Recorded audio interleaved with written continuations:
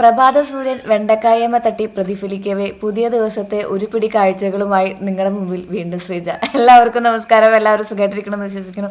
ശ്രീയാണ് കേട്ടോ. നമ്മൾ കുറച്ച് ദിവസമായി കണ്ടിട്ട് അല്ലേ, കുറച്ച് തിരക്കിലായിരുന്നു. അപ്പോൾ ഇന്നത്തെ ദിവസം നമുക്ക് ഇവിടെ തുടങ്ങല്ലേ. കുറച്ച് വെണ്ടക്കായ ഉണ്ടായിരുന്നു പൊട്ടിക്കാൻ വേണ്ടിയിട്ട്. ഈ ആനക്കൊമ്പൻ വെണ്ടക്കായ എന്നൊക്കെ പറയില്ലേ, അതാണ് കേട്ടോ. എന്ത് വലിപ്പമെന്നറിയൂ. ആക്ച്വലി അവിടെ നിന്ന് മുഴുവൻ മൂത്തുമായിരുന്നു. ഞാൻ വിത്തിന് വേണ്ടി നിർത്തിയിട്ടുണ്ടായിരുന്നതാ. വരുന്നൂര് മുഴുവൻ ഓരോന്നോരോന്ന് പൊട്ടിച്ചുകൊണ്ട് പോയി ഏറ്റവും ലാസ്റ്റ് കൂട്ടാൻ വെക്കാൻ കിട്ടിയത് ഇതാണ്. പിന്നെ നമ്മുടെ പപ്പകായ ഉണ്ടല്ലോ, ഇന്ന് മൊത്തം പ്രകൃതിയിൽ നിന്ന് സ്വീകരിച്ച സംഭവങ്ങൾ കൊണ്ടാണ് നമ്മുടെ കറി ഒരുക്കാൻ പോകുന്നത് കേട്ടോ. ഇന്ന് ചേട്ടന്മാരുണ്ട്, അത് കാരണം കൊണ്ട് അവർക്ക് ഫുഡാക്കണം. പിന്നെ നമുക്ക് കുറച്ച് അരുത്തുകൊളുത്ത പരിപാടികളൊക്കെ ആയിട്ട് ഇന്നത്തെ ദിവസം അങ്ങോട്ട് ഇവിടെ തുടങ്ങാമെന്ന് വിചാരിച്ചു. ഒരെണ്ണം പൊട്ടിച്ചപ്പോൾ അത് പഴുത്തായിരുന്നു. പിന്നെ ഒരെണ്ണം കൂടെ പൊട്ടിച്ചുകൊണ്ട് വന്നു, അതും പഴുത്തായിരുന്നു. എന്നാലും പിന്നെ രണ്ടാമത് പൊട്ടിക്കാൻ നിന്നില്ല, അതെന്നെ കറി വെച്ചു.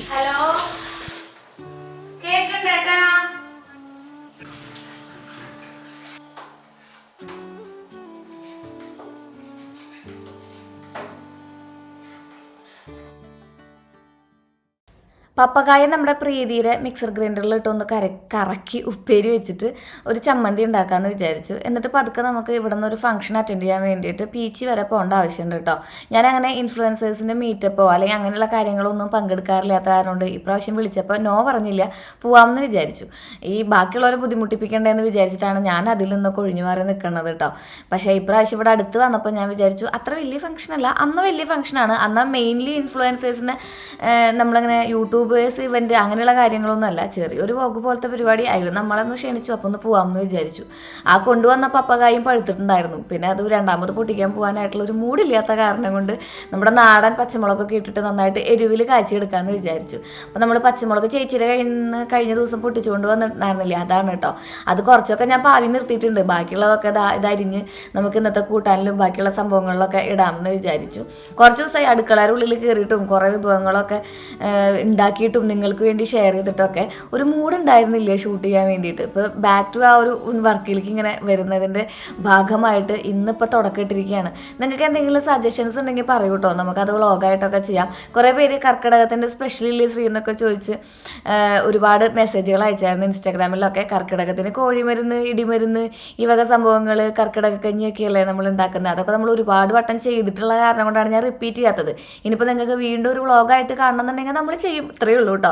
അങ്ങനെ നമ്മൾ എല്ലാം റെഡിയാക്കി എടുത്തിട്ടുണ്ട്. കടുക് പൊട്ടിച്ച് അതിൻ്റെ ഉള്ളിൽ നമ്മൾ അരിഞ്ഞ് വെച്ചിട്ടുള്ള സവാളയും വെളുത്തുള്ളിയും അതുപോലെ തന്നെ നല്ല നാടൻ പച്ചമുളകും കൂടി ഇട്ട് കൊടുക്കാം. നന്നായിട്ട് വഴണ്ട് വരുമ്പോൾ ഞാൻ ഇഞ്ചി വെളുത്തുള്ളി പേസ്റ്റ് കുറച്ച് അടിച്ച് വെച്ചിട്ടുണ്ടായിരുന്നു.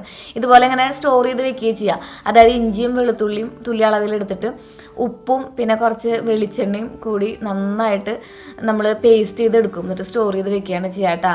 ഇത് നമ്മുടെ ഈ ഒരു ഗ്രൈൻഡ് ചെയ്തെടുത്തിട്ടുള്ള, അതായത് നമ്മുടെ മറ്റേ ഇതിൽ ഗ്രൈൻഡ് ചെയ്തെടുത്തിട്ടുള്ള പ്രീതിയുടെ ചോപ്പറിൽ ഗ്രൈൻഡ് ചെയ്തെടുത്തിട്ടുള്ള നമ്മുടെ ഈ ഒരു പപ്പകായാണ് കേട്ടോ. അത് അടിപൊളിയാണ്. അപ്പോൾ കാബേജ് പോലെയൊക്കെ തോന്നുന്നുണ്ടെങ്കിലും ഇത് കഴിക്കാനായിട്ട് സൂപ്പറാണ്. പിന്നെ പപ്പകായ നമ്മുടെ ഹെൽത്തിന് ഭയങ്കര നല്ലതല്ലേ. കുറേയൊക്കെ ഞാൻ പച്ചക്ക് തന്നെ കഴിച്ചായിരുന്നു. അങ്ങനെ നമ്മൾ ആ ഒരു പപ്പകായും കൂടെ അതിൻ്റെ ഉള്ളിലിട്ട് ഇളക്കി കുറച്ച് നാളികേരം ചിലവിതുണ്ടല്ലോ അതും കൂടി ഇട്ട് കൊടുത്തിട്ടുണ്ടെങ്കിൽ, ഇതിപ്പോൾ നാളികേരം ഡ്രൈ ആണ് കേട്ടോ. ഡ്രൈ കോക്കനട്ട് മേടിച്ച് വെച്ചത് കേടാവാറായിട്ടുണ്ടായിരുന്നു. അപ്പോൾ ഈ സംഭവങ്ങളൊക്കെ ഫ്രിഡ്ജിൽ ഇങ്ങനെ ഇരിക്കുമ്പോൾ കേടാവാതെ എത്രയും പെട്ടെന്ന് ഉപയോഗിക്കാൻ വേണ്ടിയിട്ടാണ് അതിനനുയോജ്യമായ ഡിഷസുകൾ നമ്മളന്ന് ഉണ്ടാക്കുന്നത് കേട്ടോ.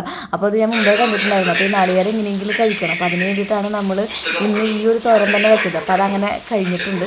അതിട്ട് കൊടുത്ത് ഇളക്കി വെച്ചിട്ടുണ്ടെങ്കിൽ നമ്മുടെ കറി റെഡി ആയിട്ടുണ്ട്. പിന്നെ ചെറിയൊരു ചമ്മന്തി ഉണ്ടാക്കാമെന്ന് വിചാരിച്ചു. ഈ നാളികേരത്തിന് ഭയങ്കര ഇലയല്ലേ, നാളികേരം ഒഴിവാക്കിയിട്ടുള്ള ചമ്മന്തി ഉണ്ടാക്കാമെന്ന് വിചാരിച്ചു.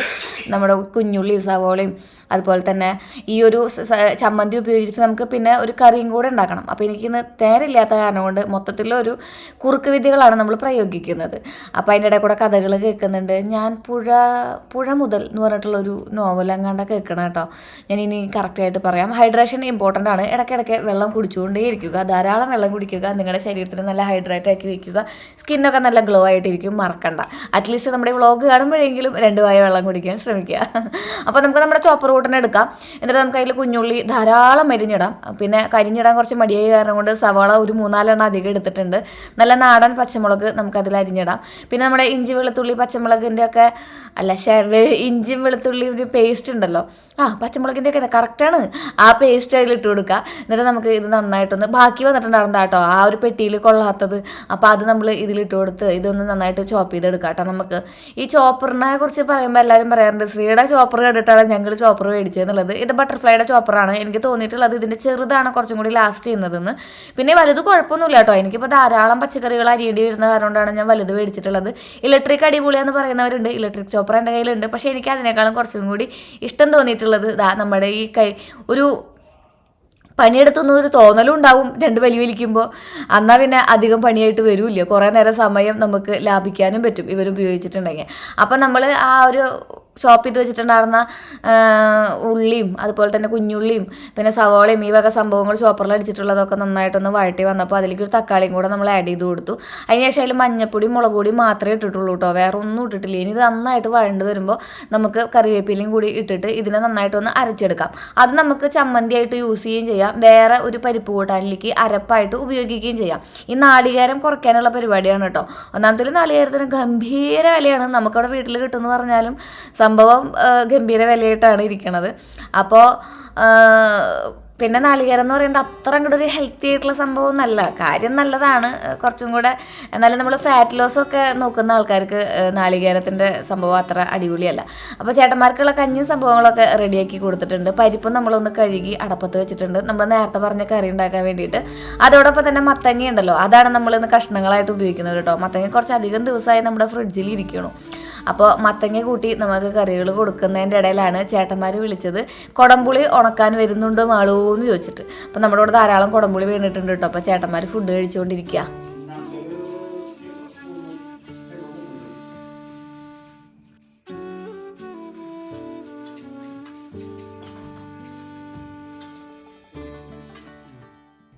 പിന്നെ പുറത്തിരുത്തിയിട്ടാണോ ചേട്ടന്മാർക്ക് ഭക്ഷണം കൊടുക്കണമെന്നുള്ള ചോദ്യം ഇപ്പോൾ കുറേ നാളായിട്ട് ഞാൻ കേൾക്കാറില്ല. കാരണം നമ്മളിപ്പോൾ ചേട്ടന്മാർക്ക് ഭക്ഷണം കൊടുക്കുന്നത് വളരെ കുറവാണ്. കാരണം പണികൾ എപ്പോഴും വരുന്നത് ചെയ്യാത്ത വേറെ പറമ്പുകളിലൊക്കെയാണ്. അപ്പോൾ അവിടേക്ക് നമ്മൾ കഞ്ഞി കൊണ്ടുപോകുന്നതിന് പകരം മേടിച്ച് കൊടുക്കലാണ് ചെയ്യാറുള്ളത്.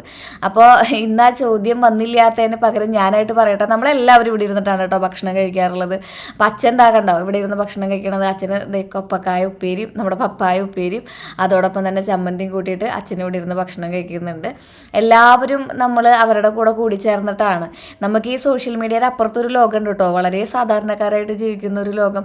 ഈ സാധാരണ കാര്യങ്ങളൊക്കെ തന്നെയാണ് നമ്മുടെ വ്ളോഗിലൂടെ വരുന്നതെങ്കിലും ചില കമൻറ്റുകൾ ഇടയ്ക്കിടയ്ക്ക് എന്നെ ഇങ്ങനെ കുത്തി നോവിക്കാറുണ്ട്. പിന്നെ നമ്മൾ അതിന് വലിയ രീതിയിൽ പ്രതികരിക്കാറില്ല. കാരണം കഴിഞ്ഞ 7 വർഷമായിട്ട് എൻ്റെ കൂടെയുള്ള ആൾക്കാരാണ് എൻ്റെ ചേച്ചിമാരും ചേട്ടന്മാരും എന്നൊക്കെ പറയുന്നത്.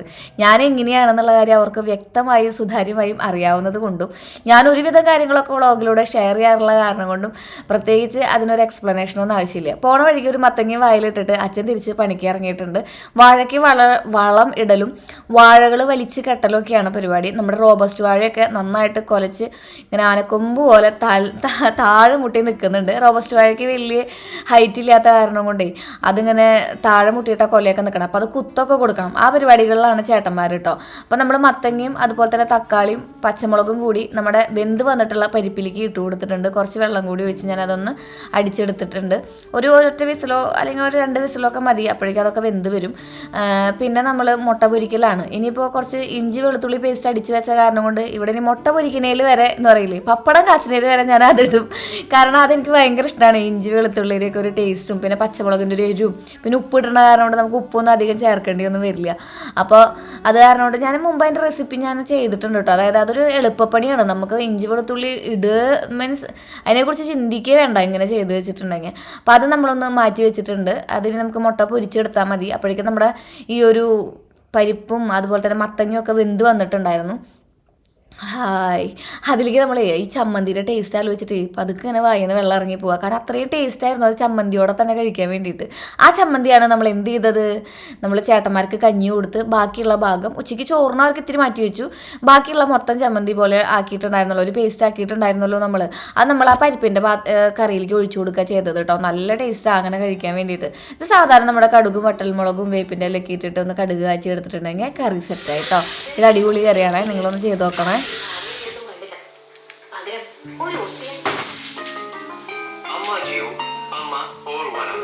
അങ്ങനെ ഈ മുട്ടയും കൂടെ പൊരിച്ചു കഴിഞ്ഞിട്ടുണ്ടെങ്കിൽ നമ്മുടെ ഇന്നത്തെ പരിപാടികളൊക്കെ കഴിഞ്ഞു. അപ്പോൾ കഞ്ഞിയൊക്കെ കൊടുത്തു കഴിഞ്ഞ് ചേട്ടന്മാരെയൊക്കെ ഒരു ഭാഗത്ത് സെറ്റിൽഡ് ആക്കിയിട്ട് ഞാൻ പറഞ്ഞില്ലേ നമുക്ക് പീച്ചി വരെ പോകണമെന്ന് ഒരു പരിപാടിക്ക്. അപ്പോൾ പരിപാടി നാളെയാണ്, റിഹേഴ്സലാണ് ഇന്ന് കേട്ടോ. ചേട്ടന്മാർക്കുള്ള ചായ പരിപാടികളും അതുപോലെയുള്ള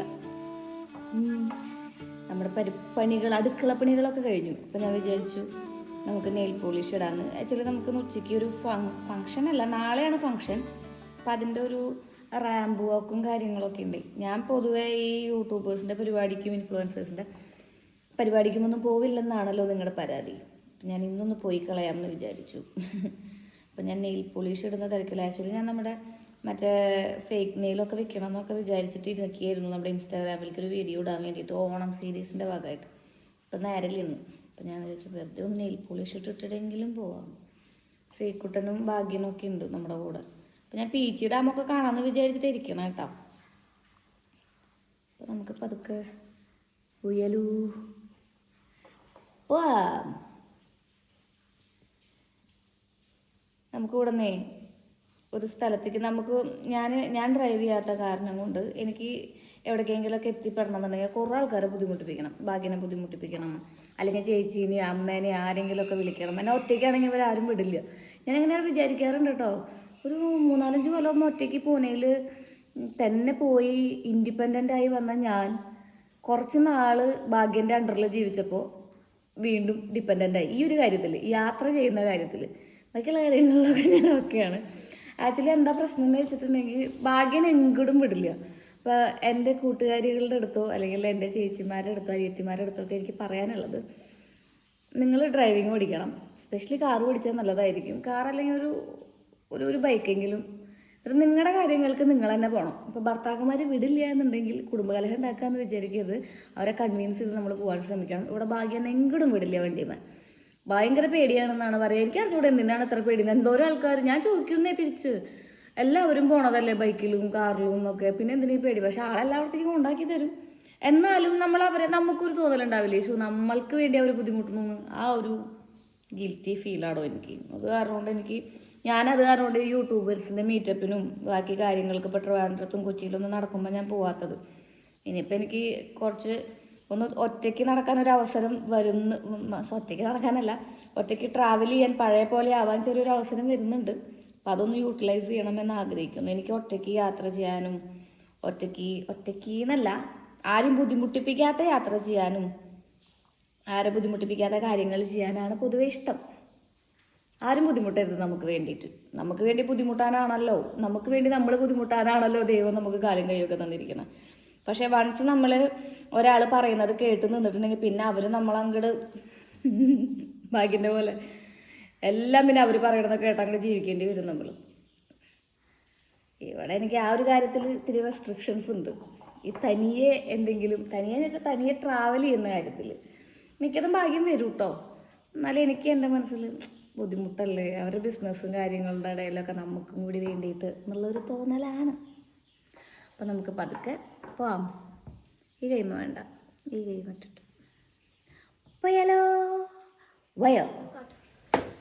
അപ്പോൾ ഞാനൊരു പുതിയ ബൂട്ട് മേടിച്ചു.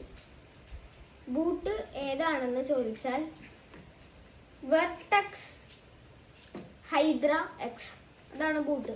നല്ല ബൂട്ടാട്ടാ. പിന്നീട് അതിൻ്റെ ഒപ്പം വേറൊരു സോക്സ് ഉണ്ട്. അടിയിൽ ഇങ്ങനത്തെ ഒരു പിരി സാധനങ്ങളൊക്കെ ഉള്ള സാധനമാണ്. നല്ലതാണ്. കമ്പനീൻ്റെ പേര് അറിയില്ല. അതെടുത്തു. അണ്ട്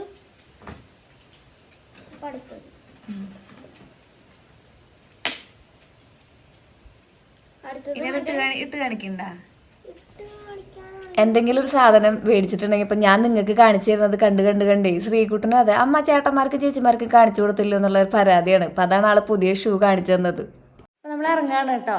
നമ്മൾ പീച്ചി ഡാം കാണാൻ പറ്റില്ല എന്നാണ് ഭാഗ്യം പറയണത്. ഞാൻ പീച്ചി ഡാം നിങ്ങളെ കാണിച്ചു തരാമെന്നൊക്കെ വിചാരിച്ചിരിക്കുകയായിരുന്നു. കാരണം കഴിഞ്ഞ കുറേ നാളുകൾക്ക് മുന്നേ പോയപ്പോഴേ നമ്മുടെ ശ്രീകുട്ടനെ നമ്മൾ കൊറോണയുടെ ടൈമിലാണ് പോയി, ചേച്ചി ഞാനൊക്കെ കൂടിയിട്ട്. നമ്മുടെ വ്ളോഗിലുണ്ട്. പക്ഷെ അന്ന് പീച്ചി ഡാം ശ്രീകുട്ടൻ കണ്ടിട്ടില്ല. അപ്പം ഞാനൊന്ന് കാണിച്ചു കൊടുക്കാന്നൊക്കെ വിചാരിച്ചായിരുന്നു. ഇല്ലില്ല, ശ്രീകുട്ടൻ കണ്ടിട്ടേ ഇല്ല. നമുക്കവിടെ ഒരു ഫംഗ്ഷനൊക്കെ ഉണ്ട്. അപ്പം അതൊക്കെ നാളെയാണ് ഫംഗ്ഷൻ. അപ്പം അതിൻ്റെ ചെറിയ റിഹേഴ്സലും കാര്യങ്ങൾക്കൊക്കെ അറ്റൻഡ് ചെയ്യാൻ വെച്ചിട്ട് പോവാണെന്നു. പക്ഷെ പീച്ചിക്ക് പോകണം. Kerala reserve forest, Kerala forest research centre. Kerala forest research centre. Organisation. എന്തോ അവിടെ ചെല്ലുമ്പോൾ അപ്പോൾ അങ്ങോട്ട് പോവാം. അപ്പോൾ ഞാൻ വിചാരിച്ചു പീച്ച് ഡാമിൽ പോണ വഴിയൊക്കെ അടിപൊളിയാണ്. അപ്പോൾ ഞാൻ നിങ്ങൾക്ക് അത് കാണിച്ചു തരാം എന്നുള്ള ഒരു ഉദ്ദേശ ലക്ഷ്യത്തോട് കൂടിയിട്ടാണ് ഇറങ്ങണത്. കാണാൻ പറ്റുമോ? നമുക്ക് പോയിട്ട് വരാം എന്തായാലും.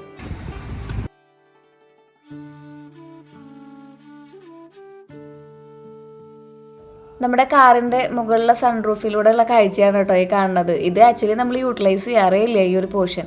ഇന്നിപ്പോൾ ശ്രീകുട്ടൻ എനിക്ക് ഷൂട്ട് ചെയ്ത് തന്നപ്പോഴാണ് ഞാൻ ആലോചിച്ചത് ഇത്രയും ഭംഗിയുണ്ടോ നമ്മുടെ കാട് കാണാൻ വേണ്ടിയിട്ടെന്ന്. അങ്ങനെ കാട് കാണാൻ ആയിട്ടുള്ള ആ ഒരു പോക്കാണ്. അതായത് പീച്ചിയുടെയും ചിമ്മിനി ഡാമിൻ്റെയും നടുവിലായിട്ടാണ് വല്ലൂർ എന്ന് പറയുന്ന നമ്മുടെ ഗ്രാമം. മലയോര പ്രദേശമാണ്. 2 ഡാമുകളാണ്. ചിമ്മിനി ഡാം എന്ന് പറയുന്നത് വലിയ ഡാമാണ്. കേരളത്തിലെ തന്നെ 2ാം സ്ഥാനം കണ്ടുള്ള ഡാമാണെന്ന് കേട്ടിട്ടുണ്ട് നമ്മുടെ ചിമ്മിനി ഡാം. ഇതിൻ്റെ അടുത്തൊക്കെ ആയിട്ടാണ് നമ്മുടെ വീട് വരുന്നത് കേട്ടോ. അപ്പോൾ പലരും ചോദിക്കാറുണ്ട് ഈ ഡാമൊക്കെ ഉള്ള കാരണം കൊണ്ട് സേഫാണോ ചേച്ചിയെന്ന്. ഇതൊക്കെ നമ്മുടെ നിന്ന് 10-17 കിലോമീറ്ററൊക്കെ അപ്പുറപ്പുറമൊക്കെയാണ്. പക്ഷേ ഈ വനമേഖല മൊത്തം ഇങ്ങനെ ബന്ധപ്പെട്ട് കിടക്കുകയാണെന്ന് മാത്രം. നല്ല രീതിയിലുള്ള പച്ചപ്പുള്ള ഒരു ഗ്രാമമാണ് നമ്മുടെ. മുഴുവൻ റബ്ബറും തോട്ടങ്ങളും ഈ പറഞ്ഞ പോലെ കൃഷിയെ നമ്പി ജീവിക്കുന്ന ആൾക്കാരും ഒക്കെയാണ്. ഇതിൻ്റെ ഇടയിലൊക്കെ വീടുകളുണ്ടെന്ന് പറഞ്ഞാൽ നിങ്ങൾ വിശ്വസിക്കുമോ? പക്ഷെ ഇതിൻ്റെ ഇടയിലൊക്കെ വീടുകളുള്ള സ്ഥലങ്ങളാണ്. അവിടെ ഇവിടെയൊക്കെ ആയിട്ട് ഒരുപാട് വീടുകളുണ്ട്. അങ്ങനെ നമ്മൾ പീച്ചിയിലെ ആ വനമേഖലയിലേക്ക് പ്രവേശിച്ചാൽ പിന്നെ ഇങ്ങനെയാണ് കേട്ടോ. നല്ലൊരു ഹൈവേ, നല്ല അടിപൊളിയായിട്ടുള്ള ഒരു റോഡ്. എപ്പോഴും നമുക്ക് ഡ്രൈവിംഗ് ഒക്കെ പഠിക്കാൻ പറ്റിയിട്ടുള്ള ഒരു ഏരിയ എന്ന് പറയില്ലേ, അതാണിത്. കാരണം ഒരുപാട് വാഹനങ്ങൾ കുറവായിരിക്കും. മാത്രമല്ല നല്ല കാം ആൻഡ് ക്വയറ്റ് ആയിട്ട് നല്ല കൂളായിട്ട് തണുത്ത രീതിയിൽ ഇങ്ങനെ കോരിത്തിരിക്കും നമുക്ക് അങ്ങോട്ട് കയറുമ്പോൾ തന്നെ. അത്രയും ഒരു തണുപ്പ് അനുഭവപ്പെടുന്ന നല്ലൊരു വഴി. അപ്പോൾ ഇതിൻ്റെ അപ്പുറത്തും ഇപ്പുറത്തൊക്കെ ആയിട്ട് ക്വാർട്ടേഴ്സുകളാണ് കേട്ടോ. ഇതൊരു റിസർച്ച് സെൻ്ററാണ്. ഇവിടെയാണ് കേരളത്തിലത്തെ എല്ലാ രീതിയിലുള്ള മരങ്ങളെക്കുറിച്ചുള്ള പഠനങ്ങൾ നടക്കുന്നത്. സയൻറ്റിസ്റ്റുകളും അതുപോലെ തന്നെ ഗവേഷകരും ഒക്കെ ആസ്ഥാനമാക്കിയിട്ടുള്ള ഒരു ഏരിയയാണ് Kerala forest research centre organisation. അങ്ങനെ എന്തോ നമ്മുടെ ഭാഗ്യം പറഞ്ഞ പോലെ ആ ഒരു സംഭവമാണത്. ഇവിടെ മുഴുവൻ ക്വാർട്ടേഴ്സുകളും അവരുടെ സ്കൂളുകളും കാര്യങ്ങളും ഒക്കെ ഉണ്ടാവും. ഇതിൻ്റെ ഒരു വശങ്ങളിലായിട്ട് കാണുന്നത് അതാണ്. പിന്നെ ഇവിടെയാണ് നമുക്കിന്ന് പരിപാടി ഉള്ളത്. അപ്പോൾ ഒരു സെൻറ്റർ ഉണ്ടായിരുന്നു. അതിൻ്റെ ഉള്ളിൽ ഒരുപാട് മേഖലകളുണ്ട് കേട്ടോ. ഓരോ ചെടികൾക്കും ഓരോ ഡിപ്പാർട്ട്മെൻ്റ് ഉണ്ടെന്ന് പറഞ്ഞാൽ നിങ്ങൾ വിശ്വസിക്കുമോ? അതാണ്. അതിൻ്റെ ഉള്ളിൽ എങ്ങനെയെങ്കിലും കയറി കാണാൻ നിങ്ങൾക്കൊരു അവസരം കിട്ടുകയാണെന്നുണ്ടെങ്കിൽ ഒരു അടിപൊളി സ്ഥലമാണ് ഈ KFR എന്ന് പറയുന്നത്. സംഭവം കിടുവാണ് കേട്ടോ. ഈ മലനിരകൾക്കുള്ളിലൂടെ ചെറിയൊരു റിസർച്ച് സെൻറ്റർ, അതാണ് ആ സംഭവം എന്ന് പറയുന്നത്. അപ്പോൾ നമുക്ക് പരിപാടിയിലേക്ക് കടന്നാലോ നീ.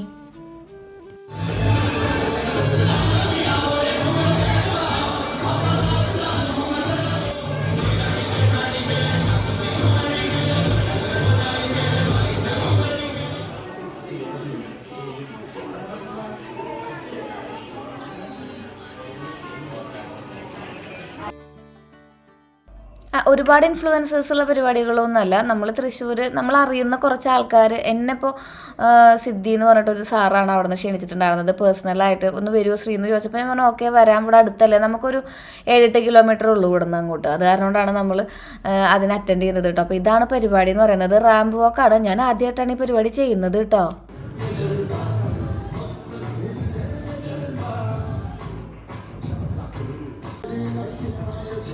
ഇത് ഓരോ വിഭാഗമായിട്ടാണ് ചെയ്യുന്നത്. അതായത് ജിംനാസ്റ്റിക്കിൻ്റെ കുറച്ച് ടീമുകളുണ്ടായിരുന്നു, ആയുർവേദ ഡോക്ടേഴ്സ് ഉണ്ടായിരുന്നു, ഫിസിയോതെറാപ്പികളുടെ ഡോക്ടേഴ്സ് ഉണ്ടായിരുന്നു, അതുപോലെ തന്നെ ഇൻഫ്ലുവൻസേഴ്സിൻ്റെ ഒരു ഗ്രൂപ്പ് ഉണ്ടായിരുന്നു, പിന്നെ കളരി, കരാട്ട, പിന്നെ ആരോഗ്യ മേഖലയുമായി ബന്ധപ്പെട്ടുള്ള കുറച്ച് കാര്യങ്ങൾ ഒക്കെ ഉണ്ടായിരുന്നു. അപ്പോൾ അങ്ങനെ ഓരോ മേഖലയിലുള്ള കുറച്ച് ആൾക്കാരെ തിരഞ്ഞെടുത്തുകൊണ്ട് അവർ നടക്കുന്ന ഒരു റാമ്പ് വാക്കും പിന്നെ കുറച്ച് ഹെൽത്ത് ഇൻഫർമേഷൻസും പിന്നെ കുറച്ച് മോട്ടിവേഷനും ഒക്കെ ആയിട്ടാണ് ഈ സംഭവം നമുക്ക് പ്രസൻറ്റ് ചെയ്യേണ്ടത്. അപ്പോൾ അതിൻ്റെ ഒരു പ്രാക്ടീസിനാണ് നമ്മൾ പോയിട്ടുണ്ടായിരുന്നത് കേട്ടോ. എങ്ങനെയാ ഇങ്ങോട്ട് നോക്കിയാൽ വോക്ക് ചെയ്ത് ഓക്കെ വോക്ക് ചെയ്ത്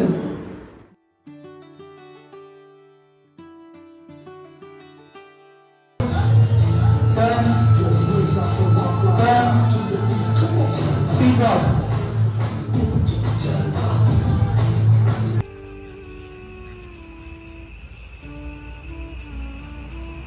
അന്നത്തെ ദിവസത്തെ പരിപാടിക്ക് കട്ട പോസ്റ്റായ കാരണം കൊണ്ട് പിറ്റേ ദിവസം പരിപാടിക്ക് ഭാഗ്യൻ വന്നില്ല. ശ്രീകുട്ടന് ക്ലാസ് ഉണ്ടായിരുന്നു, പരീക്ഷയായിരുന്നു. നമ്മുടെ ആ മഴ കാരണം കൊണ്ട് മാറ്റിവെച്ച എക്സാം അന്നാണ് നടത്തിയത്.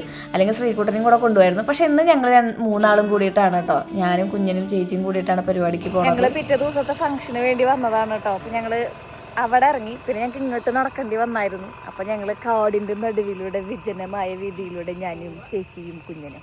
ബുദ്ധി കഴിഞ്ഞിട്ടല്ലാന്ന് പറയണ്ട. ഞങ്ങൾക്ക് നടക്കാനുള്ള ആഗ്രഹം കാരണം കൊണ്ടാ. കണ്ടാ തരുണിമണികൾ രണ്ടാളും നടന്നു പോകുന്നു, കയ്യിലൊരു ചെടിയുമായി. ഏതോ ഒരു ചെടി കിട്ടി ചേച്ചിക്ക്. കണ്ടാ ഇവിടെ നിന്ന് ഇങ്ങനെ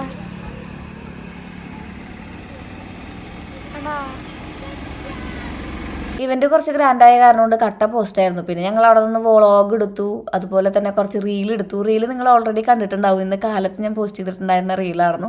താഴെ ഡിസ്ക്രിപ്ഷൻ ബോക്സിൽ ഞാൻ അതിന്റെ ലിങ്ക് കൊടുക്കാം കേട്ടോ. അപ്പോൾ ഇതാണ് എൻ്റെ ടീം എന്ന് പറയുന്നത്.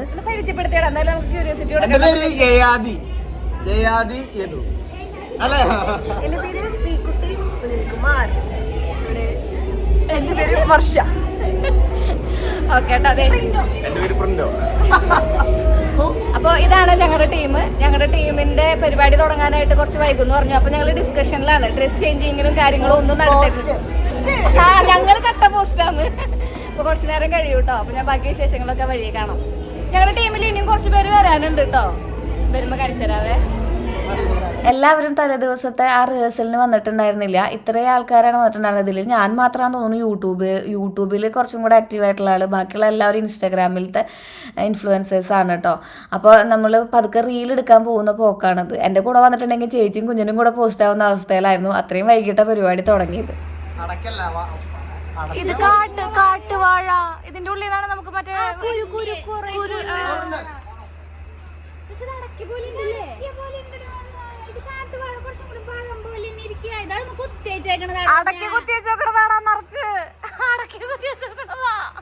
എന്റെ പൊന്നിമാരൊക്കെ ഇത്ര വലുതാവൂ. കുന്തിരിക്കം വാരിക്കോരി പൂഗ്ദക്കാന്ന മുക്കിലും അത് വിധുവാസന്ന്. ഇവിടെ ഫോട്ടോ എടുക്കൽ മാത്രമേ നടക്കുന്നുള്ളൂ ഗൈസ്. ഞങ്ങളുടെ പരിപാടി നടക്കാനായിട്ട് കുറേ അധികം വൈകുമെന്ന് പറഞ്ഞവരോട് കട്ട പോസ്റ്റാണ്. എല്ലാവരും കട്ട പോസ്റ്റാ. ഞങ്ങൾ റീൽ എടുക്കാനുള്ള ചെറിയൊരു പരിപാടിയിലായിരുന്നു കേട്ടോ. റീൽ ഇങ്ങനെ പഠിച്ചുകൊണ്ടിരിക്കലും കാര്യങ്ങളൊക്കെ ആയിരുന്നു. പക്ഷെ ഓരോരുത്തരും ഓരോ ഭാഗത്ത് കണ്ട ഫോട്ടോസ് എടുക്കുന്ന തിരക്കിലാണ് അവിടെ എല്ലാവരും.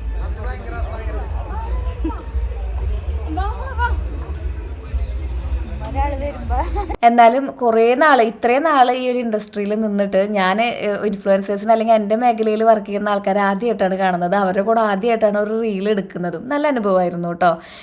ഇവരെ ആദ്യം പഠിച്ചു വന്നിട്ടുണ്ടായിരുന്നു. ഞാൻ അവിടെ ഓൺ ദ സ്പോട്ടിൽ പഠിച്ചതാണ് കേട്ടോ.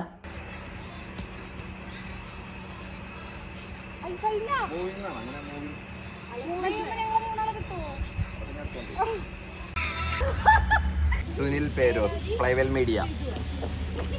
കൃഷ്ണ യദുവിനെ അറിയായിരിക്കും എല്ലാവരും അല്ലേ? ഇല്ല, ചുമ്മാ അറിയില്ല. ഞങ്ങളെ കുറച്ചും കൂടെ ഡാൻസ് റീലൊക്കെ കഴിഞ്ഞ് നന്നായിട്ട് ടയർഡായിട്ട് നിൽക്കാം. 10 മണിയൊക്കെ ആകുമ്പോൾ പരിപാടി തുടങ്ങുമെന്ന് പറഞ്ഞപ്പോൾ ഭാഗ്യനെ വിളിക്കണ്ടേ എന്ന് വിചാരിച്ച് ഞാൻ കുറച്ച് സമയം എടുത്ത് ആലോചിച്ചതിന് ശേഷമാണ് പരിപാടി അറ്റൻഡ് ചെയ്യാമെന്ന തീരുമാനത്തിൽ തന്നെ എത്തിയത്. ചേച്ചിയും കുഞ്ഞനും പറഞ്ഞ് കട്ട സപ്പോർട്ട് ഉണ്ടായിരുന്നു. ഇനിയിപ്പോൾ ഇങ്ങനൊരു അവസരമൊക്കെ എന്ന് കിട്ടാനാ മാളൂ നീ ചെയ്തു എന്ന് പറഞ്ഞപ്പോൾ എന്നാൽ പിന്നെ ചെയ്യാമെന്ന് വിചാരിച്ചു. പിന്നെ പരിപാടി തുടങ്ങിയിട്ടുണ്ടായിരുന്നു. നല്ലൊരു ഫംഗ്ഷനൊക്കെ ആയിരുന്നു. കുറേ ഷിയാസ് കരീമൊക്കെ വന്നിട്ടുണ്ടായിരുന്നു കേട്ടോ. ഞാൻ ആക്ച്വലി അവരൊന്നും എടുത്തില്ല വ്ളോഗിൽ, മറന്നുപോയി. ഇപ്പം ഞാൻ ആലോചിക്കുമ്പോഴാണ് അവരൊക്കെ ഉണ്ടായിരുന്ന കാര്യം തന്നെ ഓർമ്മ വരുന്നത്.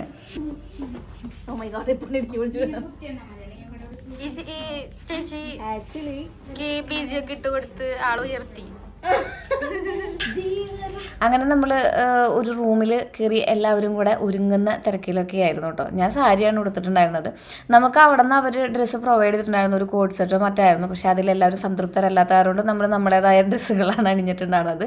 പിന്നെ മേക്കപ്പിനും കാര്യങ്ങളും ഒക്കെ ഉണ്ടായിരുന്നു. അത് വേറെ വേറെ ഡിപ്പാർട്ട്മെൻറ്റിനൊക്കെ ആയ കാരണം നമ്മൾ നമ്മുടേതായ രീതിയിലാണ് ഒരുക്കിയത്. അതിൻ്റെ കുറേ പരിമിതികളും പോരായ്മകളും ഉണ്ടായിരിക്കും.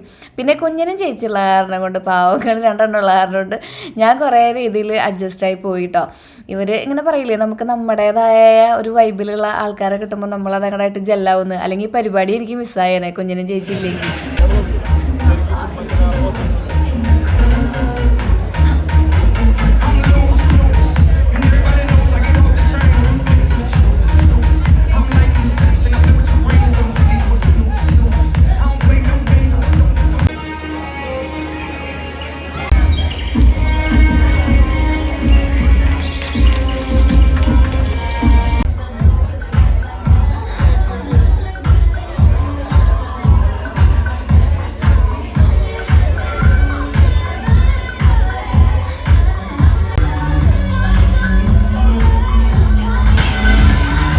പറഞ്ഞ പോലെ തന്നെ പല ഡിപ്പാർട്ട്മെൻറ്റിൽ നിന്നുള്ള ആൾക്കാരായിരുന്നു കേട്ടോ. ഇപ്പോൾ യോഗ, അതുപോലെ തന്നെ ഈ ഇൻഫ്ലുവൻസേഴ്സിൻ്റെ കുറച്ച് കുട്ടികൾ, അങ്ങനെ ഒരു ടീമായിട്ടാണ് നമ്മൾ ചെയ്തിട്ടുണ്ടായിരുന്നത്. അപ്പോൾ ഇതിൽ ഒരുപാട് പേരെ നിങ്ങൾ അറിയണതൊക്കെ ആയിരിക്കുമല്ലേ. നല്ല ഗ്രാൻഡായിട്ടുള്ള ഫംഗ്ഷനൊക്കെ ആയിരുന്നു. ഫുഡൊക്കെ കഴിച്ച് നമ്മളങ്ങനെ നമ്മുടെ പരിപാടിക്ക് വേണ്ടി സജ്ജമാവാൻ പോവാണ്.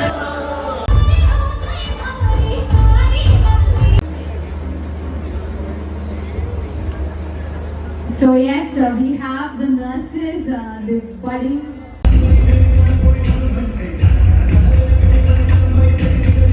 Studio, Miss Shiva Rahman, Best Boutique Studio Award winner.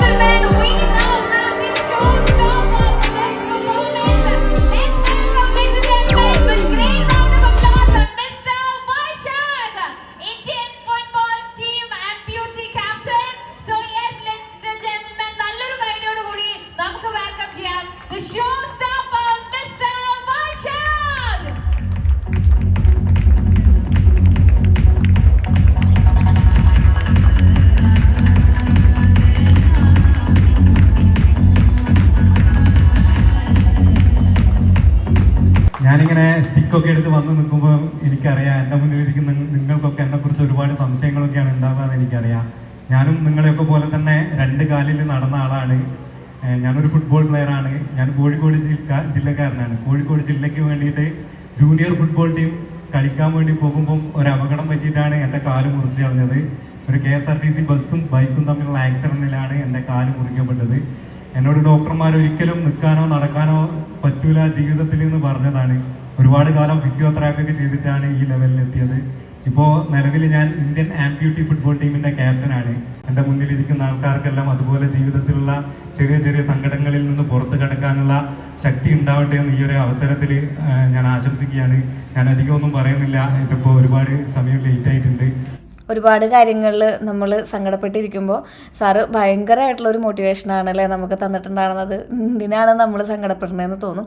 പക്ഷേ നമ്മൾ ഫോട്ടോസൊക്കെ എടുത്ത് അതുപോലെ തന്നെ കുറേ നേരം എൻജോയ് ചെയ്ത് ജീവിതത്തിലത്തെ വലിയൊരു അനുഭവമായിരുന്നു കേട്ടോ. കുറേ പേരായിട്ട് പരിചയപ്പെടാനും അവരോടൊപ്പം കുറേ നിമിഷങ്ങൾ പങ്കിടാനും ഒക്കെ പറ്റി. നല്ലൊരു കൈ കൊടുക്കാം for Yathu Krishna also. Everybody join me and give a loud round of applause.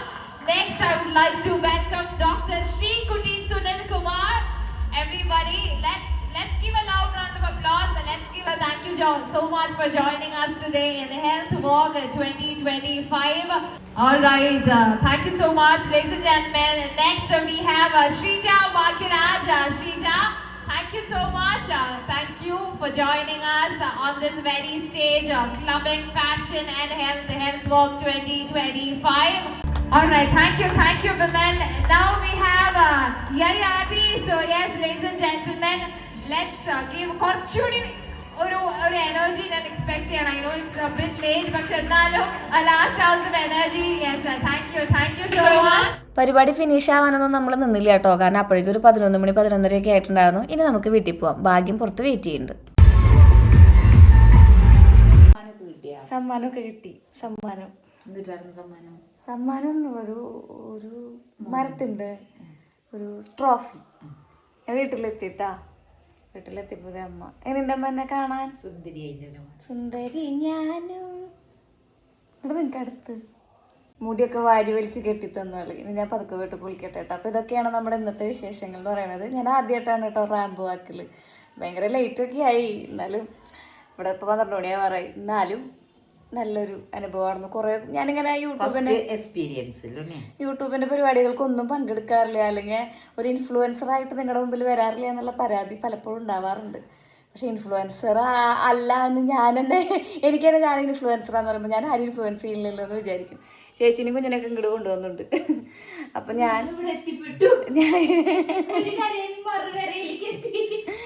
അപ്പൊ ഞാൻ പതുക്കെ